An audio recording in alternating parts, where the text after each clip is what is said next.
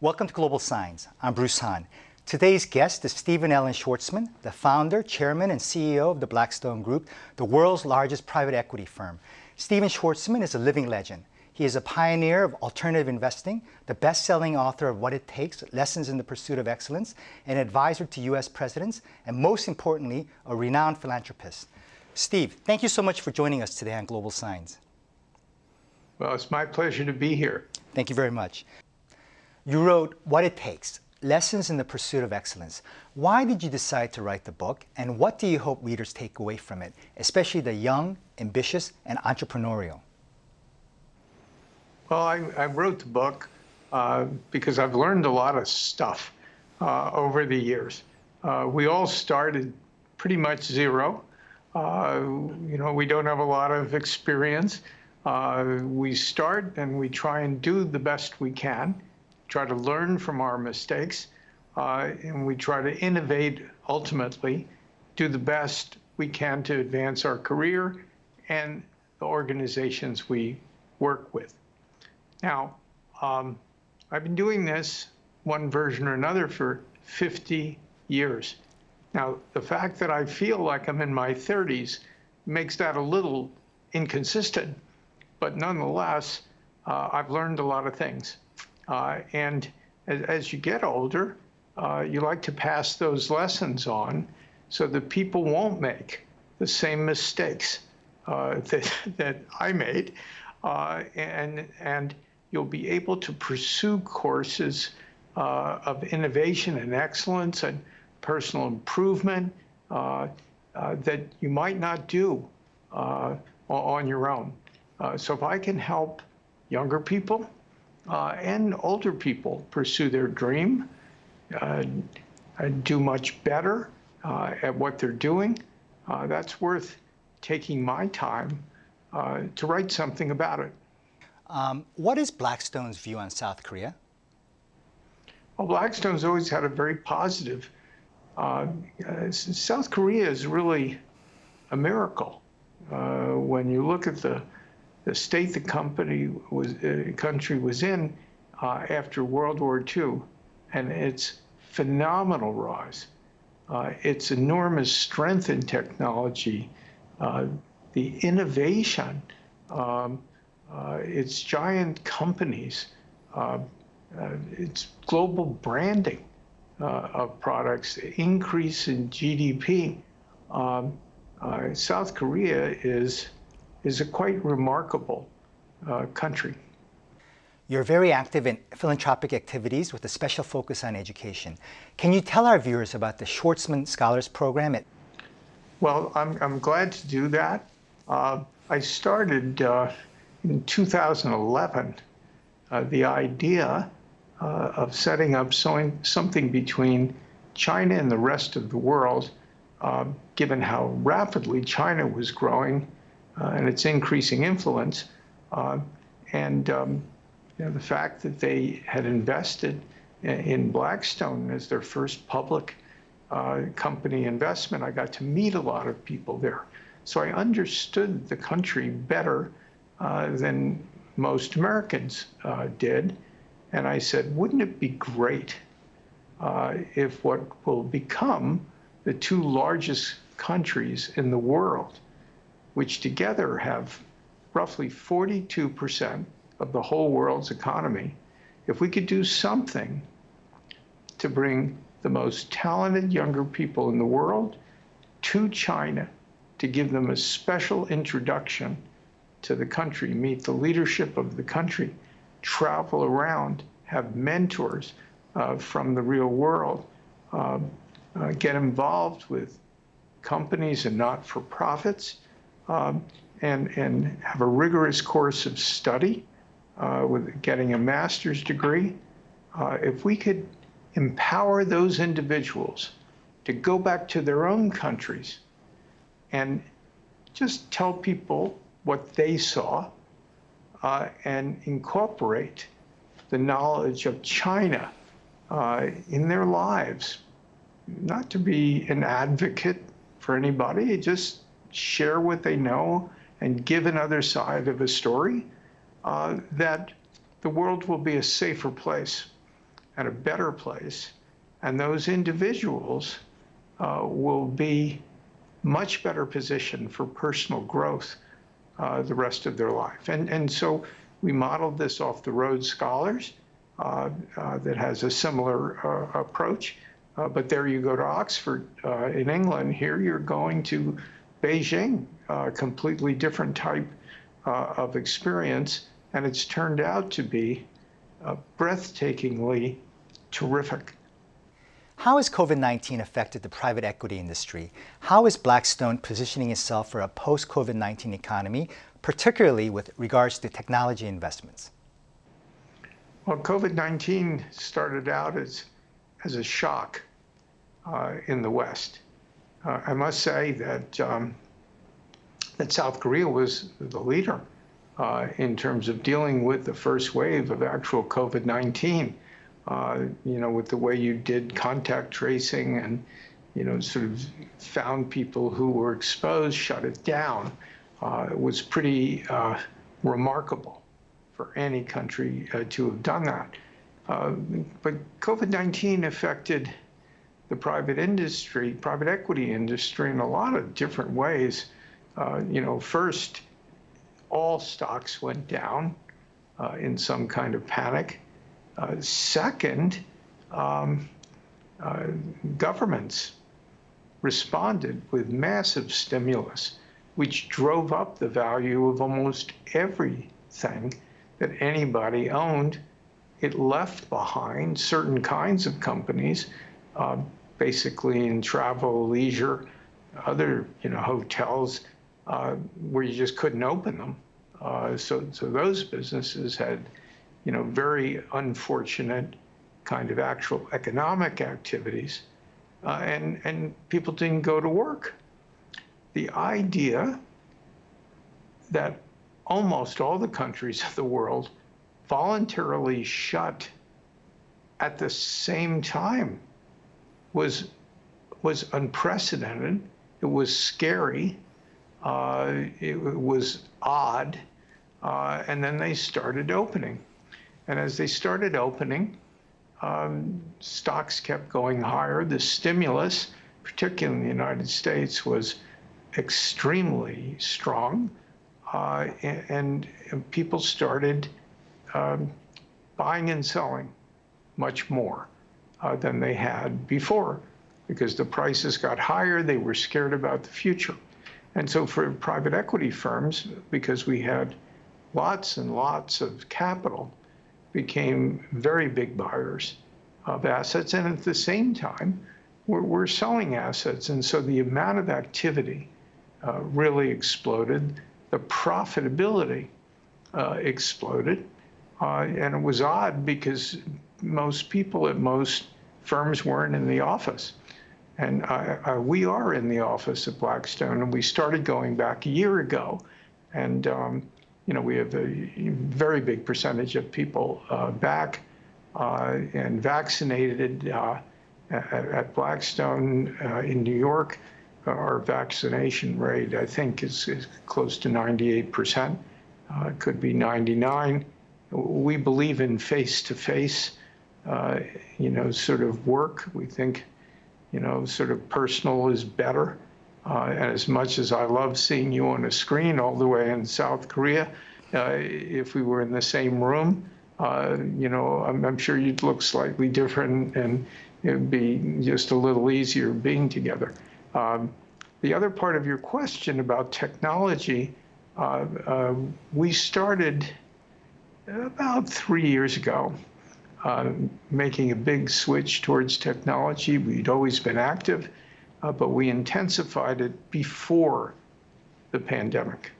And so we'd hired a number of very gifted people, and we've ended up doing a huge amount of stuff, and our returns as a result are extremely high. And we don't believe technology investing is just technology. Everything is technology. There is no business anymore that is not available to be disrupted. So businesses are either disruptors or disrupted or both. And to be in the business world now as an active investor, owning companies, owning real estate, making loans to companies, to figure out how safe those investments are, how good they can be, you have to know how technology is going to affect each of those assets. So it's core for what we do at Blackstone. You've been through many market cycles. How do you assess where we are today in the recovery? What are your expectations on monetary policy, and how is that impacting your view of the global investment landscape? Well, we're recovering pretty rapidly around the world. It slowed down because of the Delta variant, which is 3 to 4 times as contagious as what we used to think COVID-19 was. And that rapid spread has led some people who would have come back to offices, would be out spending more money, to be a little more cautious. They're traveling not at the same rate that they would have. It's still way above where it was, but not where we thought it would be, straight line projecting what was going to happen as if COVID was in sunset. So central banks have stayed very loose. They're still providing enormous stimulus. Markets generally, whether they're stock markets or bond markets, are more or less at records around the world. And I think we're getting close to the time where that will start to become reversed. Alternatives have traditionally been accessed by institutional investors like pension funds. Is that changing? What benefits do alternatives provide individuals versus public market investing? Well, historically, alternatives started with a few rich families, and then they moved to institutions. Institutions can commit a lot of money to something that they like compared to a person. And so that's the way the industry evolved from roughly early 1980s till today, call it 40 years. And even in the institutions, in the 1980s, they had almost no exposure. Now, they'd probably be up to 25, 30% alternatives. Individuals, meanwhile, have very little exposure. If you own a company, for example, if you're public, you buy the stock. If the company doesn't do well, your stock goes down and you sell it. You can't do much with a company that's not doing well because you only have one vote among millions, hundreds of millions, or billions, of shares. Now, with a private company that a firm like Blackstone would own, if it isn't doing as well, first, before we buy it, we get all the inside information from the company legally. We figure out how we can make it better. How can it grow faster? Because the faster it grows, the more money it makes, the more people it hires, the more you can sell it for. It's pretty simple. So our job is to make companies better in every way. And then we make the most amount of money and give the money and the profits to the institutions. And they are pension funds, and they give it in effect for people's retirements, and insurance companies, who can pay benefits to people. And so when our things don't work out as well, we don't sell the stock. We don't sell the company. We say, I think we can find a better management. I think we can develop different kinds of products. I think maybe we should go to other countries with this company. and we make it work. And so we have very, very, very few unfortunate outcomes. Whereas when you buy a stock, it doesn't always work for you. And so we view what we do as conservative because we can create very positive outcomes, whether it's buying companies or real estate. We don't just buy things and leave them alone. We can be very positive and friendly and work with the management and say, how do we make this thing better? The tumultuous relationship between the U.S. and China now dominates global debates from politics and trade to military balances of power, technology development, and the response to the COVID-19 pandemic. What is your take on the future of U.S.-China relations? Well, if you measured it from today, you would not be extremely optimistic.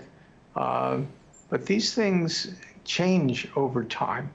I think the pandemic and the fact that so many people were affected, virtually everyone in the world, one way or another, not with the disease itself, but reactions to their lives being upended and lockdowns and not being able to see places and go places. And I think because the virus started in China, it accelerated, sort of negative feelings towards China. There were other reasons that creates a situation where China reacts to things that happen other places, and you have a not particularly supportive environment currently with momentum in effect running against cooperation. These things don't last forever in terms of momentum. And what I would say is that when you have two countries that so dominate the world economically, it's pretty unprecedented in modern times. 42% of the world's economy in two countries. There are like approximately 200 countries in the world. 1% of them they will get to close to half of the world's economy. Is really a very odd outcome.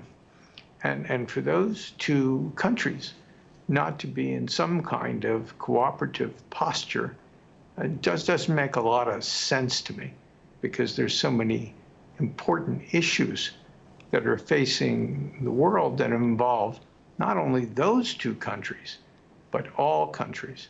So I think over time, things will find a way to normalize in a better way. But today is apparently not the day where that's happening. Fascinating. Now, you are a pioneer in alternatives. Cryptocurrency is the newest investment opportunity. Is it too alternative for you? It's a bit too alternative for us. We tend to, as I say, invest in things where we can improve them, where we can do something and have them make profits. We don't speculate in commodities or currencies as a matter of course.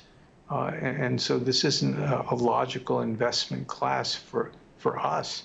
That doesn't mean that other people haven't made a lot of money doing that.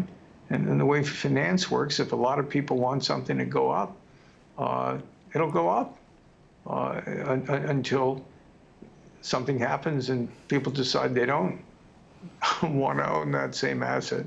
So it's a pretty volatile asset class and subject to potential regulations in unpredictable ways. Thus far, it's been a big winner for the people who've for the most part, been in it. Fascinating. Now, what is Blackstone's allocation strategy between developed and emerging markets?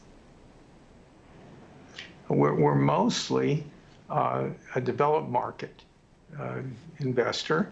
We invest in some emerging countries. Sort of depends on what your definition is of emerging. We are much more comfortable dealing with countries where the rule of law is settled and where we can rely on contracts we have, on agreements we make. There are a lot of countries where that is the case. There are other countries where that's not. It's more difficult for outsiders to be successful in those kinds of economies. So that doesn't mean we don't invest in some emerging markets, but it's not our focus. Now, what is Blackstone's core investment strategy? Well, our core investment strategy is what we call good neighborhoods. So what's the definition of a good neighborhood?